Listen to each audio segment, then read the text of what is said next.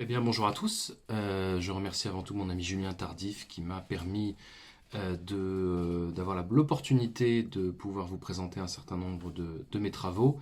Et dans le cadre de votre séminaire et de vos rencontres, je suis ravi de pouvoir échanger à la fois sur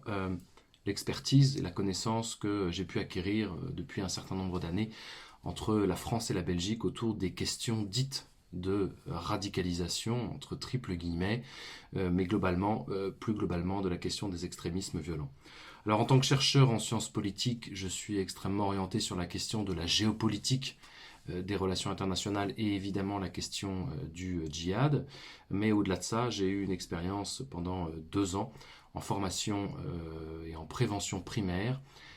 toujours dite des radicalisations, pour une organisation dans les Alpes-Maritimes en France, mais également au sein d'une organisation à Bruxelles qui s'appelle Safe Belgium et qui fait de la prévention primaire dans les collèges, dans les lycées, dans les centres pour délinquants mineurs, mais également à travers un certain nombre de projets où nous partons avec des jeunes sur le chemin de leur identité afin d'avoir des réflexions autour de la question de l'autre, de l'altérité et également du dialogue, de la compréhension pour éviter bien sûr les amalgames, les dérives ou l'instrumentalisation de la culture, de l'identité et de la religion. En 2016, j'ai copublié avec mon collègue et ami Assif Arif un livre qui s'appelait France-Belgique, la diagonale terroriste, et qui traitait justement de cette spécificité, si je puis dire, marocaine ou rifène, de l'origine des terroristes des attentats de Paris et de Bruxelles. Et j'ai essayé d'esquisser un panorama de la situation et des liens à travers les filières de terroristes, mais également à travers certaines failles entre la France et la Belgique,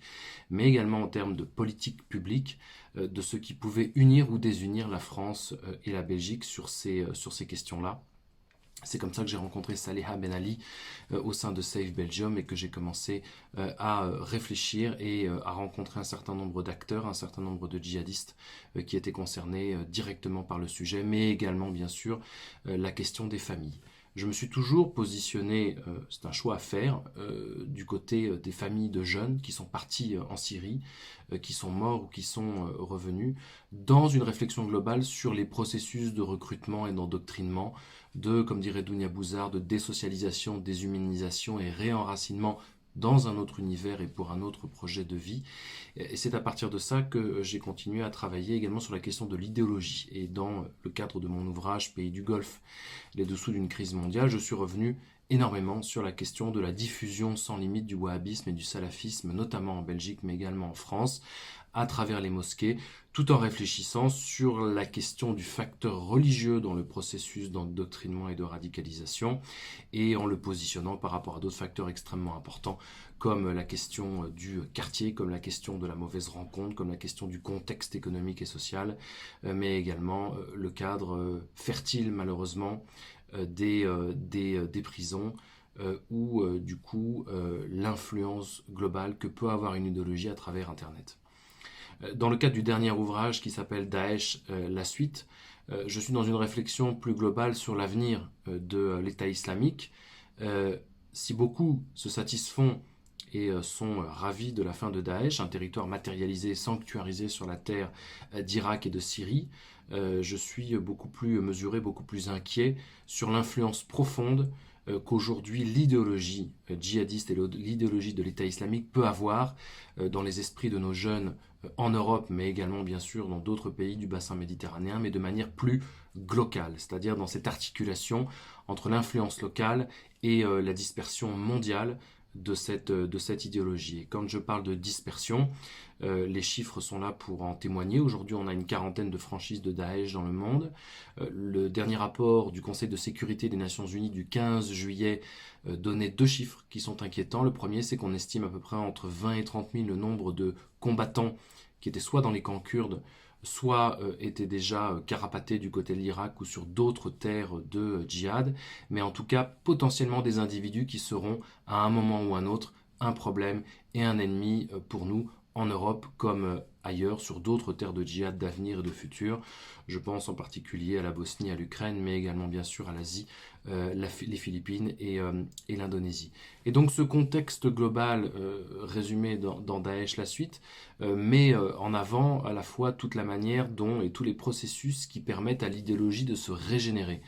Cette idéologie daéchiste se fait sur le lit certes de frustration, de crise identitaire, d'États faillis ou d'États voyous, mais dans un contexte plus global de 40 ans de djihadisme et qui nous ont prouvé. L'histoire est là pour en témoigner que il n'y a jamais eu de frein et qu'en tout cas il n'y a jamais eu décroissance de la diffusion de cette idéologie et c'est en ça que c'est extrêmement inquiétant. C'est que parmi ces 40 pays, vous avez des pays qui sont ce que j'appelle des terres de recyclage du djihad, l'Afghanistan, les pays du Sahel, le Mali, la Mauritanie, le Niger, le Nigeria, et puis bien sûr des pays qui sont extrêmement déstabilisés comme l'Irak. Ce qui est inquiétant enfin, je finirai là-dessus, c'est que ces jeunes qui sont partis à peu près 30 à 40 000 d'Europe pour rejoindre Daesh, la plus grande entreprise terroriste de l'histoire, comme l'on dit. Ça veut dire qu'il y a suffisamment de facteurs d'attraction, suffisamment de fenêtres d'opportunité pour que des jeunes soient prêts à absolument tout quitter au nom d'un idéal, au nom d'un combat, et dans une logique finalement de révolution des autres et de révolution d'eux-mêmes. Ce qui peut nous alerter, c'est que ces jeunes qui sont aujourd'hui instrumentalisés dans le cadre du djihadisme, des dérives sectaires de l'islam, comme dit Nounia Bouzar, mais également dans le contexte plus global de la polarisation de nos sociétés, c'est-à-dire les extrêmes droites comme les extrêmes gauches, nous arrivons progressivement à ce projet idéal dont rêvait Daesh, c'est-à-dire des phénomènes de micro-guerre civile dans nos sociétés, qui sont plus qu'inquiétants, bien sûr, parce que plus la menace et plus le sentiment de la menace sur le vieux continent est important, plus vous vous retrouvez avec une opinion qui a tendance à généraliser terrorisme, islamisme égale islam. Et donc du coup la réaction, presque pavlovienne, ce sont les autres franges de la société extrême et radicale qui s'engagent au nom de la défense de nos propres dites valeurs, laïcité et autres. Je finis là-dessus, la France est un terreau malheureusement prioritaire et numéro un pour les combattants de Daesh et la réaction en termes de laïcité parfois d'extrémisme laïcard, si je puis dire, du côté des extrêmes, de certaines extrêmes droites, nous nous retrouvons dans un contexte où il faut absolument rester alerte et rester vigilant parce que Daesh avait fait de la France sa première cible. Tout simplement parce que le nombre de musulmans est le plus important en proportion pro rata de l'Europe. Donc plus vous essayez de recruter, plus potentiellement sur un terreau important, vous allez réussir à endoctriner des individus. Et enfin, la question bien sûr qui vous touche et qui est votre cœur de cible et votre core business, si je puis dire, dans le cadre de vos activités quotidiennes, c'est la question bien sûr de la laïcité qui a été et qui est toujours perçue ou instrumentalisée comme une loi islamophobe. Je crois que c'est sur ces mécanismes-là qu'il faut travailler en permanence, sans relâche, mais également sur le problème fondamental de nos relations d'État à État et poser la question bien sûr du financement de l'islam en Europe, la question du financement étranger qui a été un véritable problème, mais également la manière dont ces centres culturels, spirituels, religieux ou associatifs, comme en Belgique par exemple, peuvent permettre d'être financés à la fois non pas uniquement par les fidèles, mais peut-être par d'autres alternatives sur lesquelles il faut réfléchir, mais qui permettent quand même, en tout cas c'est ma réflexion et mon analyse, d'avoir une forme de contrôle sur ce qui peut être diffusé dans ce type d'établissement. Bien sûr, les mosquées, comme les établissements religieux en général, ne sont, je dirais, qu'un élément parmi tant d'autres, et l'on sait très bien que le cœur de nos problèmes se fait aujourd'hui à travers Internet et la diffusion du discours d'extrémisme violent. Merci à vous et bon courage dans vos travaux.